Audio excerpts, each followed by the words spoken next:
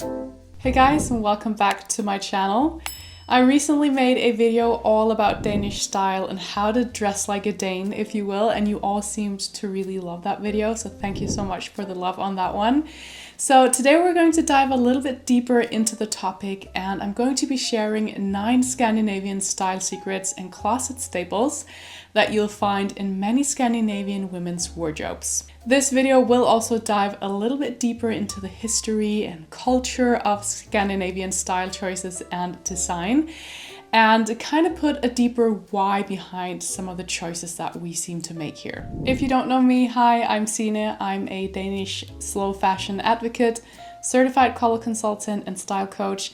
And so naturally the topic of Scandinavian fashion and style is very close to my heart.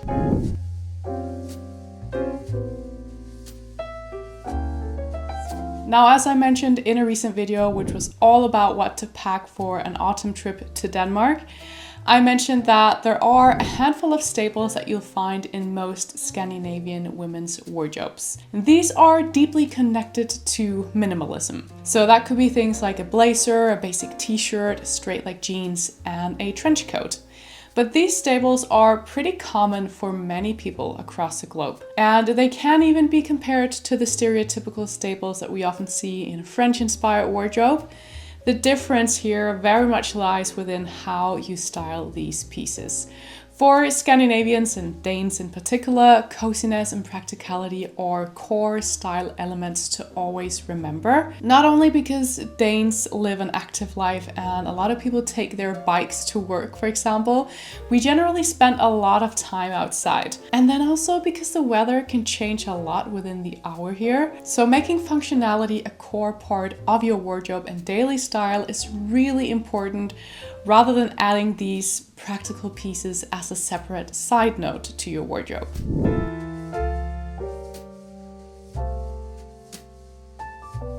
Keeping practicality in mind, this brings me on to the first style secret, if you will, which is exaggerated contrasts. This is especially where you'll notice how important the styling of the aforementioned wardrobe staples is. As I've mentioned in previous videos, it's not uncommon to see Scandinavian people wearing, for example, tailoring pieces like a suit with chunky New Balance running shoes. So when I say contrasts, what do I mean? Contrast dressing is when you style pieces that are different in style. I think it's always helpful to picture some style directions as being more quote-unquote soft, whereas others are more hard. So if you style something from the soft category, again, let's stick with the casual running shoes as a great example there, with something from the hard category, which could be something like a sharp and well-cut suit or like tailoring pieces in general, a blazer, tailored trousers, that's where the contrasts meet. So the common dress code of Scandinavia, of course, varies depending on where you are. And generally, it's also a matter of where you work, what your style preferences are, etc. But I think lots of us will agree that smart casual is very common here. So basically keeping that balance between being well dressed, but also not too dressed up, which is what contrast dressing can really help you with.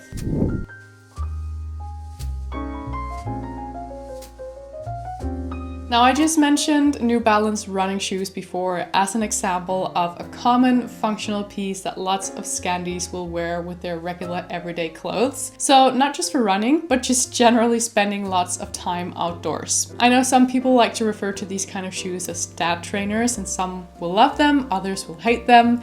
They're very bottom heavy in an outfit if we look at like the overall proportions of them being so chunky.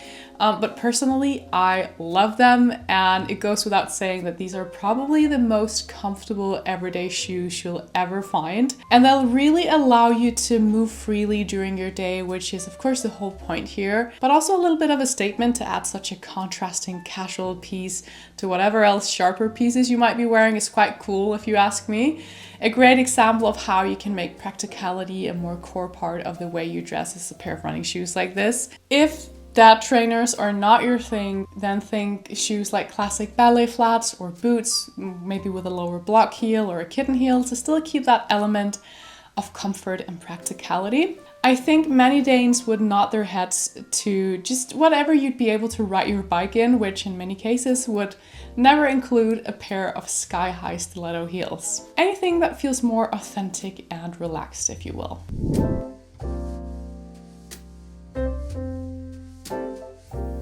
When it comes to color, lots of Scandinavian people prefer muted colors rather than super bright ones. Again, there are of course exceptions to that rule, but neutrals really are dominating here. So think monochromatics like gray, black, white, but also earthy tones like beige and brown. Perhaps this could be because Scandinavian people are very influenced by principles and aesthetics of minimalism, which emphasizes this functionality and understated elegance, often connected to the Scandinavian aesthetic. The muted color palette is deeply rooted within the Scandinavian design legacy, which is all about craftsmanship, simplicity, and functionality. Muted colors are also more visually calming for the eye, so there's also the psychological sense connected to it all, especially if we talk hygge, the Danish term for coziness, which is a way of life all about creating a comfortable and contented atmosphere in everyday life. Finally, it's worth mentioning that muted and neutral colors are super versatile, whether it's for your wardrobe or interiors. They kind of form the backbone of every color palette. They're easy to mix and match. And so there's also a sense of timelessness connected to these colors, another important design factor for Scandinavians.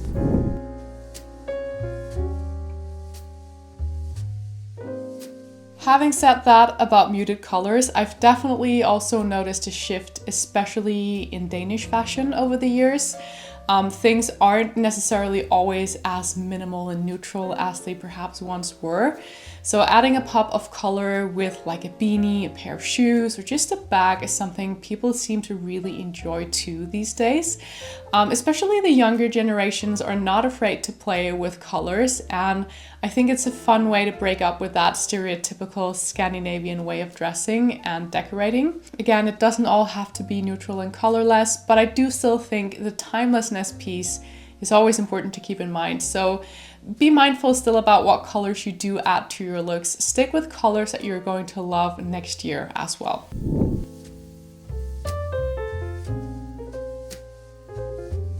Trench coats are something you'll find in most Scandinavian women's wardrobes. The subtle elegance, practicality, versatility, and minimal aesthetic all explains why, I think. Especially if you manage to find one in good quality that has a water-repellent surface.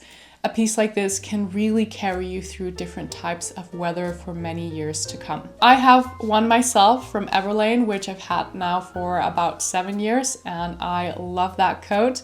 My trench coat is slightly shorter than many of the super long line and boxy trench coats that's been dominating the Scandinavian street style in recent years. But I think that's all a matter of preference. They come in many different shapes and sizes.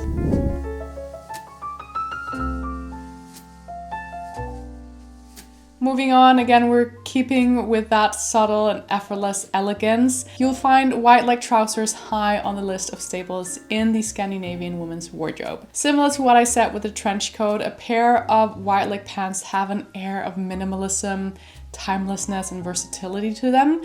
And of course, they're also super comfortable, which is always key to remember. You can wear pants like these with anything from chunky sweaters and boots, and you can also style them up with a cute blouse and a pair of heels for a special occasion too.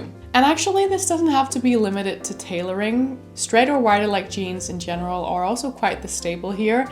Anything that provides you with comfort and free movement while adding a subtle, stylish touch to your outfits is key.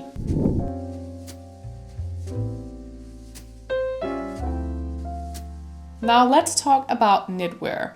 Besides being the most hygge wardrobe staple that you'll ever find, thanks to its soft and snuggly design, a knitted sweater has so much more meaning than that for Scandinavians. Knitwear generally has a long-standing tradition in Scandinavia, each country having their own designs, styles, and patterns. Norway, for example, is famous for their Norwegian sweaters. So you might even say that knitwear reflects cultural heritage for Scandinavians. In Many traditional knitting techniques are passed down through generations, and people love knitting here. It's actually quite popular also among younger generations to take up knitting. I'd always advise going for natural materials like wool, alpaca, or organic cotton, both because it's biodegradable, but it's also durable and a lot more comfortable and breathable against your skin. So that goes for everything from coats to sweaters, pants, socks, and other accessories.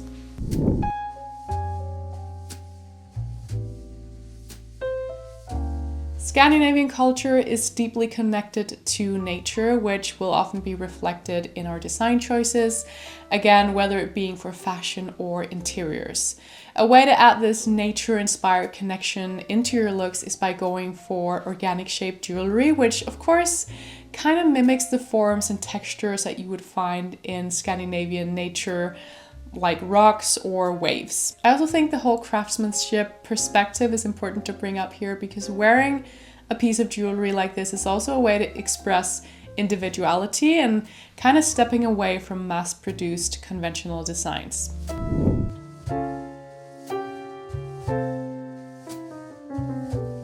In Scandinavia, there's generally less pressure to conform to sometimes unrealistic beauty standards that like we see on social media, and also generally very heavy makeup looks. Lots of people prefer to invest more time and money into skincare, especially thanks to the ever-changing weather that we have here in the different seasons. Again, there's also the minimalism aspect to think about here. Less is more, also when it comes to makeup. Of course, this is all a matter of preference. I do love makeup myself, so there's nothing wrong with preferring a more full face. The no makeup look is simply quicker to apply. It requires less maintenance. It's perfect for a busy or active everyday life too. So I guess you could say this also makes the look more all-weather appropriate. Some days it feels like we go through all 4 seasons within just a couple of hours, both rain, sun, and snow.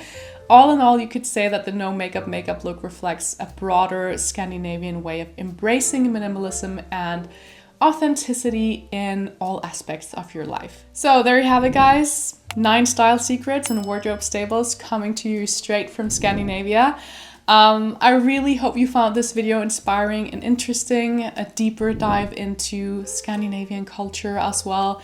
So if you did enjoy this video, don't forget to give it a like. Make sure that you subscribe to my channel as well for more. And then I hope to see you very soon with another video. Bye guys.